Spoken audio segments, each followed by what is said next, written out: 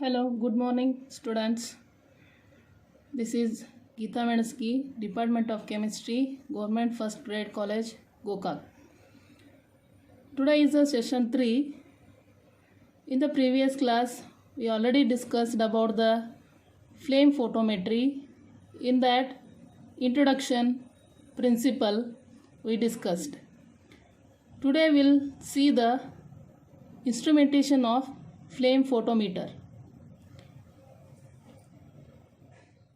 Okay, let us start the instrumentation of flame photometer. Here the instruments are taken in the beaker, the sample. It is carried through a capillary tube and enter into a nebulizer. In the nebulizer, that sample it will converts into a finely divided small particles, droplets. That air compressor at the down of a nebulizer, and it is connected to a mixing chamber. At the top of mixing chamber, the connection is fuel. Here gas it will enter into the mixing chamber, and with that oxidants like oxygen and hydrogen gases also it will enter into the mixing chamber. At the down of the mixing chamber it is drain. In this sample the waste materials it will go through the drain. Small droplets of this sample sprayed on a burner on a flame it will go. This is the flame, and the radiations it will fall on a lens. This is the lens. This is lens, monochromator, filter, detector and meter. And we'll see the function of the flame photometer or working of a flame photometer. That sample is passes through a capillary tube to a nebulizer. Nebulizer it is a device to convert a sample into small finely divided droplets, and with the help of entering a air here through this hole, the air will enter into a nebulizer. That sample it will converts to a finely divided droplets. That droplets it will passes through a mixing chamber. It will mix a solution, and the fuel enter from this hole. That fuel again oxidants like hydrogen and oxygen gases it will coming from this side. It will mix with the sample. Here it is a drain. The waste material in this sample go through this drain, and then when the spraying the solid the droplets on the burner, that sample it will be burnt on a flame. It will give the thermal energy to the sample, then it will burn. Then sample it contains elements or atoms. That atoms will jump to a excited state or a higher energy level. Then that atoms it will emit to a photon and again return to a ground state. When it will return to a ground state, it produces radiations. That radiations, all radiations it will fall on a lens. That lens, all radiations are sent to on a monochromator. When it will send to a monochromator it is a all radiations it will fall on a prism or a monochromator. Monochromator it is a optical device that wavelength. Here the prism or a monochromator it is a single color. It means whichever filter, here we will use specific filter, that is sodium or lithium or calcium, any one element filter here we will use. When we will use the only one filter, then that monochromator, it will stop other color or other elements radiations. It will passes only that which filter we will use here, that radiations only pass through a prism or a monochromator and it will falls on a filter. That radiations again it moves to a detector.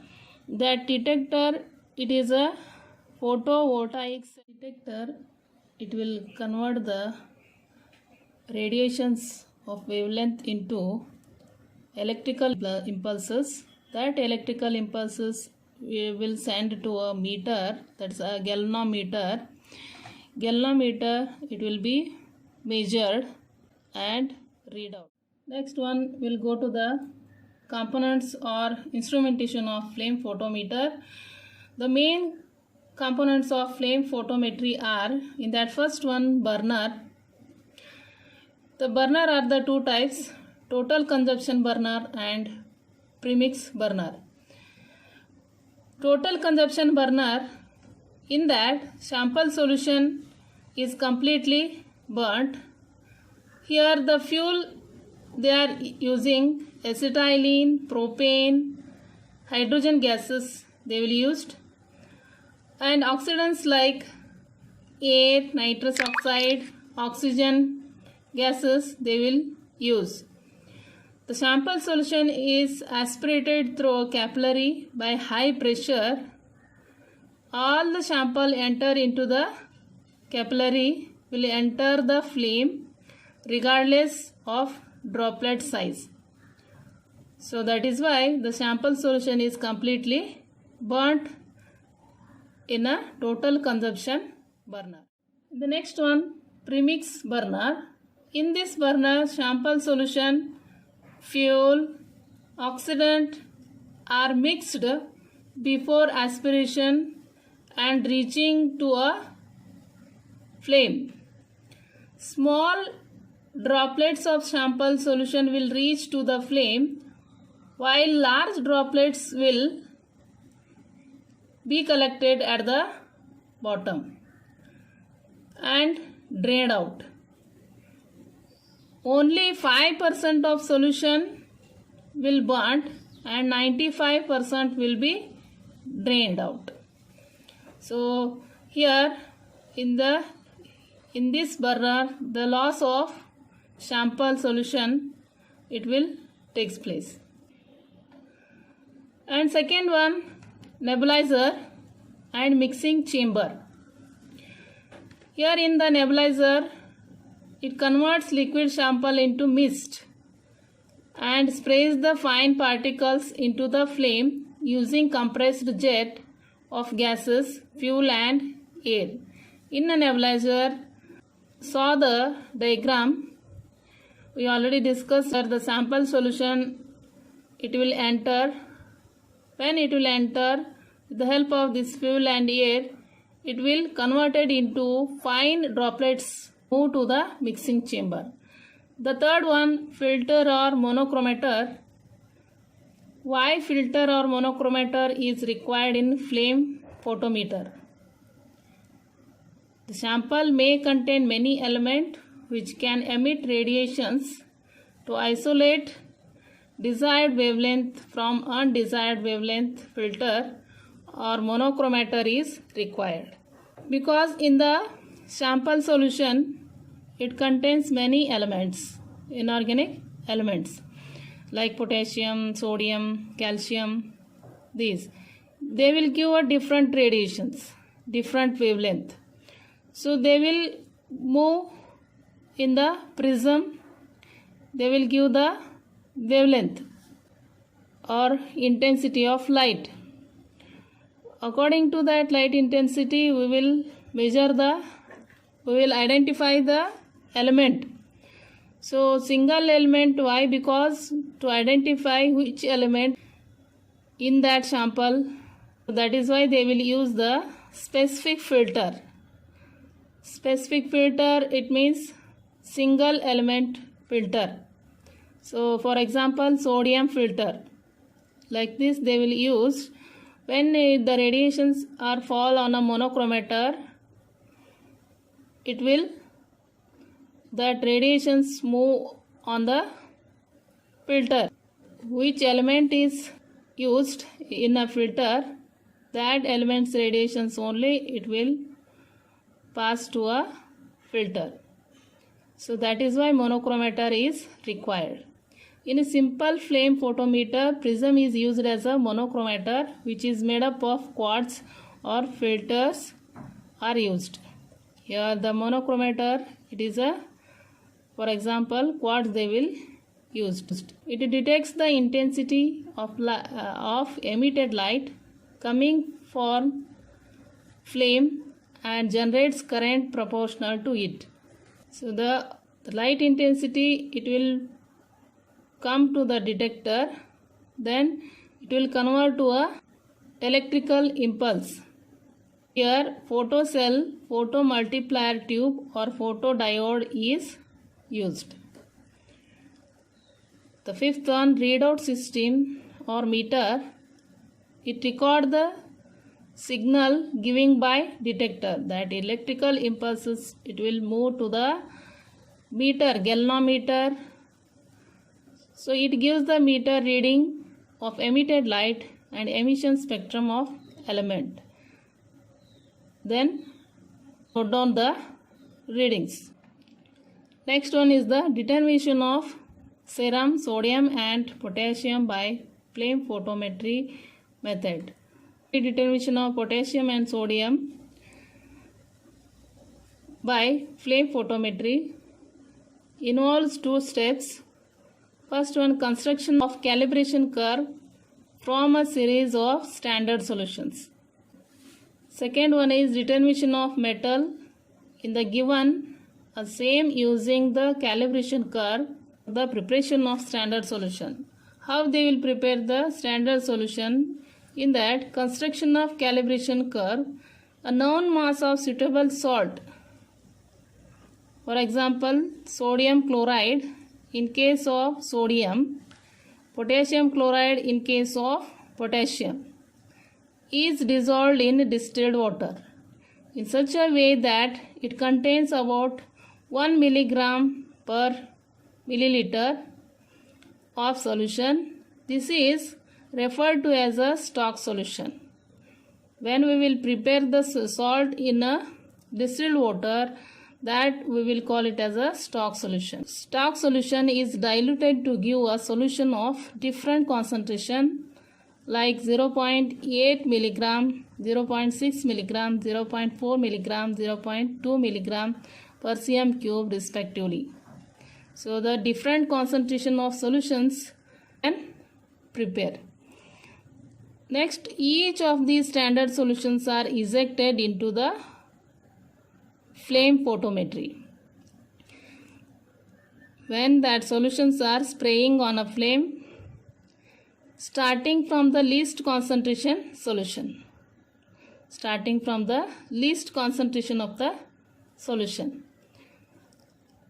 The corresponding intensities of emitted radiations are measured at 590 nanometer for sodium, at 768 nanometer for potassium. So here when the solutions are sprayed on a flame, it gives a radiations, that emitted radiations are measured.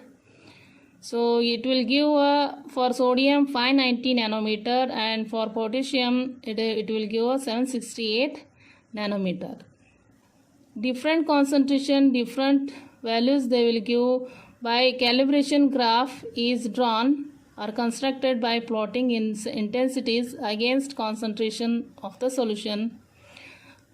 Here intensity, light intensity and the concentration, plotting the graph, we will identify the different concentration of that samples. So determination of metal The light intensity of unknown solution is measured in exactly the same way as for the standard solution. So here when we determine the metal by using unknown solutions also, we can measure the light intensity of that metal. The amount of metal is determined from the calibration curve. Here you will see the results of that calibration curve. Prepare the calibration curve using the above data. Now determine the values of sodium potassium ions from the calibration curve. You will see the diagram of this, graph of this sodium and potassium determination. Now we'll go for the applications of flame photometry. Flame photometry is used in analysis of alkali and alkaline earth metals such as sodium, potassium, calcium, magnesium, etc. Flame photometry has both quantitative and qualitative applications. It means we can analyze quantity of the metal as well as to detect the presence of metal. It can be used to detect sodium and potassium in glass melt. It is used to estimate sodium, potassium, calcium, lithium, etc. in serum, urine, CSF, it means cerebrospinal fluid, and other body fluids. It is used to detect certain metals in cement sample. It is used for analysis of wastewater to detect alkali and alkaline earth metals. It is used to determine hardness of water. These are the applications of flame photometry. Next we'll go for the limitations of flame photometer. It gives the total metal content present in the solution, but it does not give any idea about the molecular condition of metal. It means in a flame photometer, it will give the content of the metal in the solution, but does not give the molecular condition of the metal. It is used for the analysis of alkali and alkaline earth metals specially. Only it will analyze the alkali and alkaline earth metals in a flame photometry. Non-radiating elements like carbon, hydrogen and halogens cannot be detected by this method. These are the non-radiating elements. For example, radiation they will not give in the flame. Carbon, hydrogen and halogens. These elements they will not give the radiations, so that is why they cannot be detected by flame photometry method. Only solution can be analysis. Here in this the solutions are only required. The solution is in that solute and solvent present. For alkali and alkaline earth metals, low temperature of the flame is required because their IP is low at high temperature. It means alkali and alkaline earth metals they need a low temperature of the flame because their ionization potential decreases at higher temperature. Those metals get ionized. This ionization decreases the intensity of light emitted. The light intensity it will be decreases at a high temperature. That is why so low temperature is required for the alkali and alkaline earth metals. These are the limitations of flame photometer. I hope you understood all this concept, all these things. Thank you.